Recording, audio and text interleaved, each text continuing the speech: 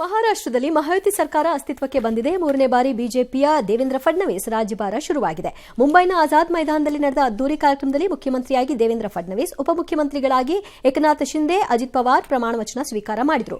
ಮೂವರನ್ನ ಪ್ರಧಾನಿ ಮೋದಿಯವರು ಅಭಿನಂದಿಸಿದರು. ಈ ಕ್ಷಣಕ್ಕೆ ಕೇಂದ್ರ ಸಚಿವರಾದ ಅಮಿತ್ ಶಾ, ರಾಜನಾಥ್ ಸಿಂಗ್, ಜೆಪಿ ನಡ್ಡಾ, ನಿರ್ಮಲಾ ಸೀತಾರಾಮನ್ ಮತ್ತು ಮುಖ್ಯಮಂತ್ರಿಗಳಾಗಿ ಯೋಗಿ ಆದಿತ್ಯನಾಥ್, ಚಂದ್ರಬಾಬು ನಾಯ್ಡು ಸೇರಿದಂತೆ 19 ರಾಜ್ಯಗಳ ಮುಖ್ಯಮಂತ್ರಿಗಳು ಸಾಕ್ಷಿಯಾದರು. ಅಷ್ಟೇ ಅಲ್ಲ, ಬಾಲಿವುಡ್ ಮತ್ತು ಕ್ರಿಕೆಟ್ ಲೋಕದ ತಾರೆಯರು ಕೂಡ ಇದ್ರು, ಉದ್ಯಮಿಗಳು ಕೂಡ ಭಾಗಿಯಾಗಿದ್ರು. ಸುಮಾರು 40,000ಕ್ಕೂ ಹೆಚ್ಚು ಕಾರ್ಯಕರ್ತರು ಪಾಲ್ಗೊಂಡಿದ್ರು.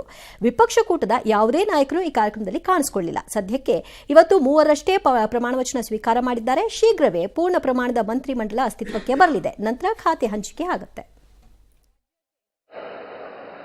मुख्यमंत्री म्हणून शपथ घेतील श्री देवेंद्र सरिता गंगाधरराव फडणवीस.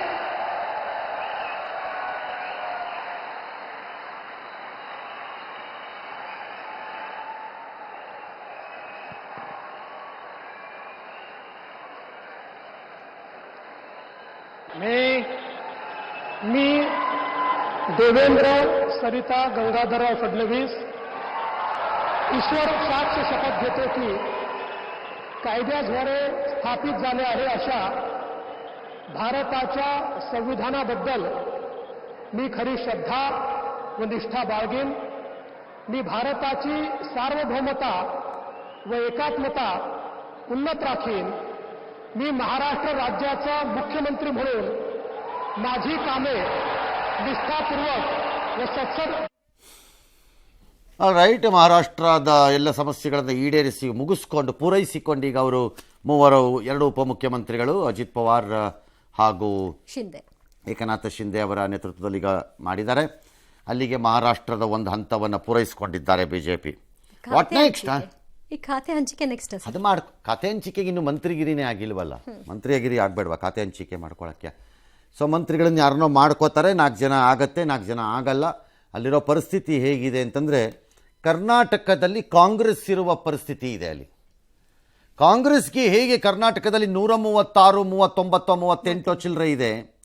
ಹಾಗಾಗಿ ಇಲ್ಲಿ ಯಾರೇ ಕೋಪ ಮಾಡಿಕೊಂಡರೂ ಹುಲ್ಲು ಕಡ್ಡಿಯೂ ಅಳ್ಳಾಡದ ಪರಿಸ್ಥಿತಿ ಇದೆಯೋ, ಮಹಾರಾಷ್ಟ್ರದಲ್ಲೂ ಬಿಜೆಪಿ ಪರಿಸ್ಥಿತಿ ಹಾಗೇ ಇದೆ. 230 ಚಿಲ್ಲರೆ ಬಂದ್ಬಿಟ್ಟಲ್ಲಿ ಸೀಟು.